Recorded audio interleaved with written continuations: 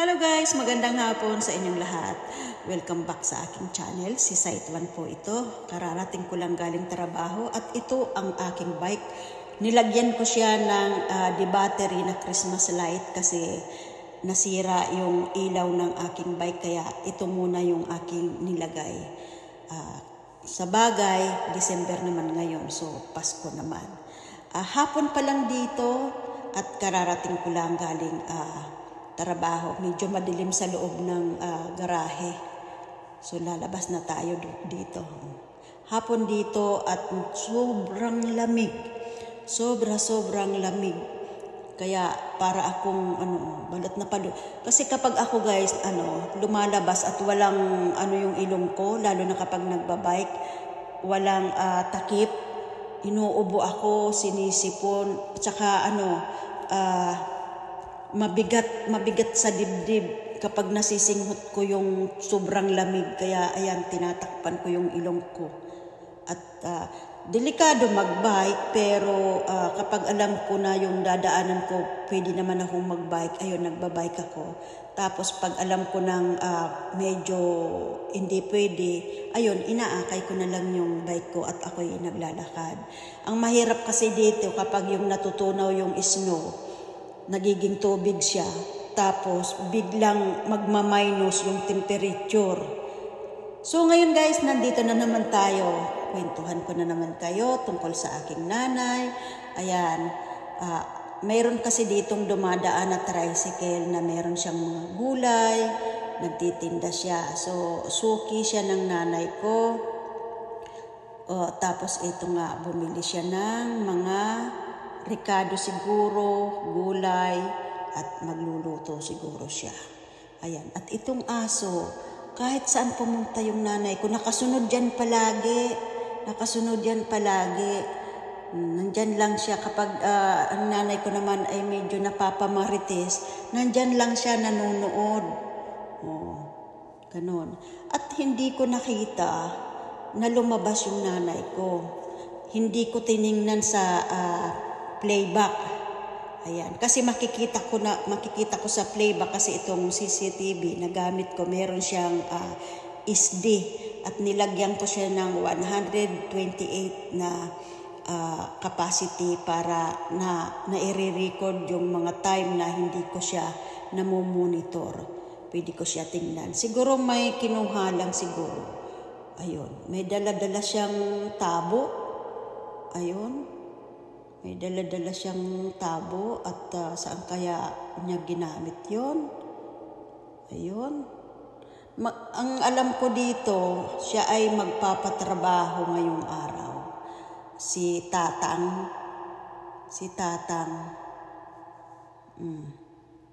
Yung mga yon, mga bakod na yon, yan, pinagawa ng nanay ko yon kay Tatang.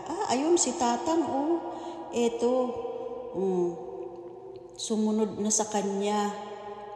Ito, nagtatrabaho na siguro siya doon sa kabila, doon sa paupahan sa tindahan. Kasi mayroon doon maliit na yung pinakuan ba?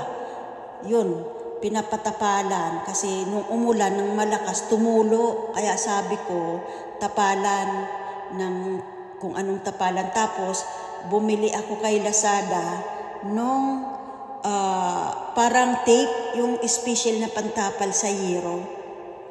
Magaling yun guys. Kaya kung sino man sa inyo ang may ganun na, halimbawa yung bubong nyo tumutulo, kahit malaki yung butas, pwedeng tapalan nito. Pwedeng tapalan mo, napakamura lang sa Lazada. Ito na guys, yung aking nanay, pumasok na nga siya. At ano kaya yung kanyang gagawin? Siguro magpiprepare na siya ng kanyang lulutuin. Kasi si Tatang kumakain siya ng 4 na beses kapag nagtatrabaho siya sa amin. Almusal, tanghali, merienda, hapunan. Bago siya pinapauwi ng nanay ko, kumakain muna siya. So, ayan si Tatang. Siguro may kukunin na naman si Tatang. Siya lang yung aming palaging tinatawagan. Ayun, kumuha ng tubig. Siguro nauhaw si Tatang. Ayan. Si Tatang, may asawa rin yan si Tatang. Ayun, mabait yung kanyang asawa.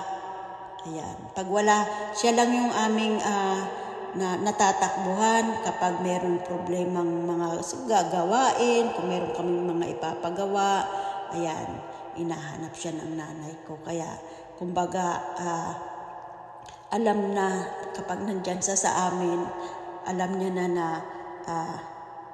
ano siya, yung parang komportable na siya, gano'n. Komportable na siya sa, yung parang kung anong hingiin niya, gano'n. Minsan nga pumupunta siya dyan, kumukuha siya nanghingi siya ng mga yung malunggay, kasi maraming tanim-tanim yung nanay kong malunggay. Ayan, yan, parang nag-ano ng nanay ko ng yung malunggay. Ayun, lumabas na naman yung aking nanay kasama yung aking tiyain. Yung tiyain ko, siya yung agent dito sa subdivision na to. Siya yung agent. Kaya kung sino man sa inyo ang gustong bumili ng lote, mag-PM kayo sa akin. Ang location nito ay sa Karangal Subdivision sa Los Baños. So, agent ang tita ko. Legit na agent siya, guys. Sa kanya ko kinuha yung lote. Ayan. Legit talaga siya. Hindi siya budol, hindi siya hindi. 100% na legit. Ayan, lumabas naman ang aking nanay. Nakapaligo na siya. At ayun, may dala siyang pamaypay. Alam nyo ba, sobra akong naliligayahan kapag nakikita ko yung nanay ko kahit malayo ako sa kanya. Sobra akong masaya sa totoo lang. Kapag nakikita kong ganyan na yun, sobra ang puso ko kung makikita lang, sobrang masaya. Sobrang masaya. Yung isang puso ko, nagiging millions na puso dahil sa pagmamahal ko sa aking magulang. Dahil sabi ko nga sa unang video ko, ang una kong pinangarap, ang mabigyan ko ng magandang buhay, ang aking nanay. Kaya nagsikap ako hindi para sa sarili ko, kundi para sa aking nanay. Totoo yan. Totoo yan, guys. Totoo. Hindi talaga ako huminto sa pagsisikap. Mabigyan ko lang ng magandang buhay yung aking nanay. Dahil siguro, kaya minsan nakakapag-isip-isip ako. Siguro dahil sa ganun yung pinangarap ko sa simulat sa pulpa lang, na nagkaroon ako ng isip, nakita ko yung hirap na pinagdadaanan namin, sobra. So, lalo na yung sakripisyo ng magulang ko, sobrang hirap. Kaya yung unang pumasok sa isip ko, sabi ko, pagdating ng araw, mabibigyan ko kayo ng magandang buhay. Kaya nagsikap talaga ako, guys. Tapos nakaka-experience pa ako noong bata pa ako na yung mga nag-a-abroad ba, pagdating ng Pilipinas, marami silang pasalubong, di ba? Marami silang chocolate, kung ano-ano. Alam mo ba, nanonood lang ako doon sa kapitbahay namin na galing sa abroad at marami silang chocolate, nagkakainan sila. Ni konti, hindi ako binigyan. Pinapanood ko lang sila. Siyempre, bata pa ako noon. So, pinapanood ko lang. Sa isip-isip ko, balang araw, makakarating din ako sa abroad, sabi ko. Sa isip, yun lang, ganun lang. Kaya nagsumikap talaga ako, guys. Actually, ayun na naman yung nanay ko, lumabas na naman. Ayun, labas naman siya. So actually, guys, alam nyo, nakapag-abroad ako, hindi alam ng magulang ko. Marami akong kwento, guys, sa buhay ko, nakakapulutan ng maganda sa mga taong mayroon pangarap sa buhay.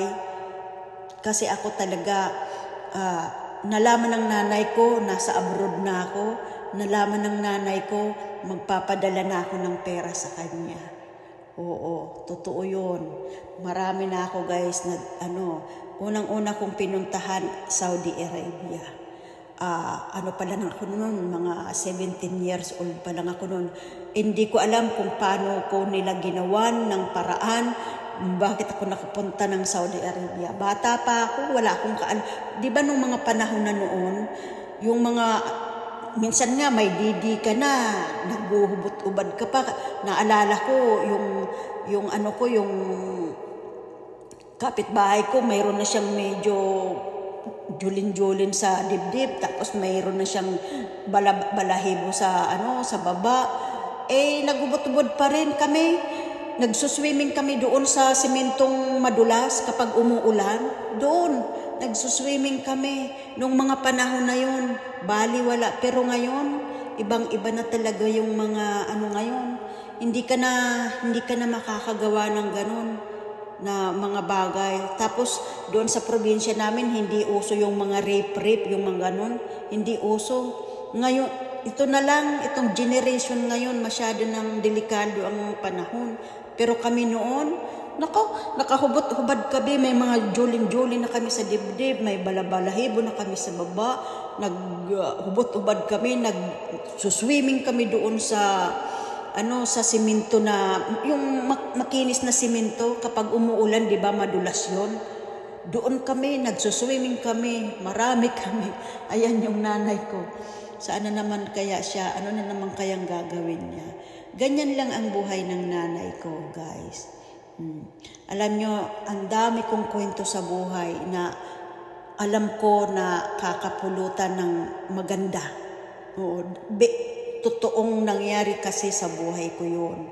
Kaya, kapag kasi yung mga kabataan, kung marinig nyo itong video na ito, ang maipapayo ko lang, kapag meron kayong mga kaibigan na alam nyong napupunta sa maling daan, lumayo kayo sa kanila.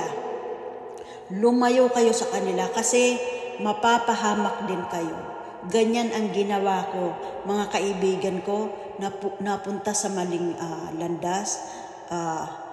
Humiwalay ako, guys. Ang inisip ko, yung nanay ko, sa panahon na mga ganon, ang iniisip ko talaga palagi yung nanay ko. Ayun, lumabas na naman yung aking nanay. At umuulan. Saan na naman kaya siya pupunta? Pupunta na naman siya doon sa kabila. Kasi yung... Hello guys, good evening. Mag-unboxing tayo ng cellphone. Dahil nag-request yung aking nanay na bilhan daw namin ng cellphone para sa kanyang Christmas. So ito, binilhan ko siya ng Motorola na cellphone. So maganda naman ito, tapos ito ay original. Ayan, tapos bumili rin ako ng sa akin din extra telephone para kapag live streaming ako doon sa app na ginawan ko ng content. So paminsan-minsan kapag meron tayong time, nagpupunta ako doon para mag-live. So mag-unboxing tayo, guys. Itong uunahin natin yung Motorola. Ayan, unboxing tayo. So ito na, guys, na lagyan ko na ng password bago ko ipadala. Nasaan na ba yun? Hindi talaga ako marunong gumamit nito. Yung Android. Ayan, guys. Nilagyan muna namin ng yung wifi dito sa bahay. Tapos yan, ipapadala ko na siya. Mayroon na rin siyang ganito, yung charger. Kompleto na rin yung charger. Tapos ito pa yung binili ko sa nanay ko. Kasi yun ang bilin niya sa akin. Bilhan ko raw siya ng singsing.